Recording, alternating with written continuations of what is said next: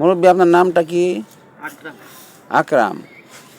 আচ্ছা আকরাম সাহেব, আপনি একটা অভিযোগ করেছেন যে একটা মার্ডার মামলায় আপনার ছেলে হৃদয়কে, মোহাম্মদ হৃদয়কে গ্রেফতার করা হয়েছে। আপনি কি বলেন এ ব্যাপারে? এটা যদি হে কইরা তাহে তাহলে হেকে শাস্তি দিবেন। আচ্ছা আচ্ছা আচ্ছা। আর প্রমাণ কইরা, বুঝছেন? আর যদি না করে হেরে একটু সহযোগিতা করে একটা কিছু করবেন, আর প্রমাণ কইরা দেখবেন কারা করছে, এটা দেখবেন আর কি। আচ্ছা এটা আচ্ছা আমার আচ্ছা আবৃত্তি। আচ্ছা আচ্ছা আচ্ছা। এখানে মার্ডারটা হওয়ার কতদিন পর আপনার ছেলেকে গ্রেফতার করছে?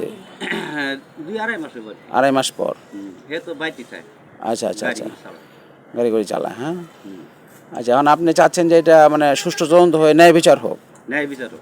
যেই আর যদি হে কইরা তাহে এরা যাবজ্জীবন দেন কি ফাঁসি দেন, এটা আমার কোনো আপত্তি নেই। আচ্ছা আচ্ছা। আর যদি না হয় তাহলে ওকে মুক্তি দেওয়ার জন্য এটা আপনি প্রত্যাশা করেন? মিশু সাহেব,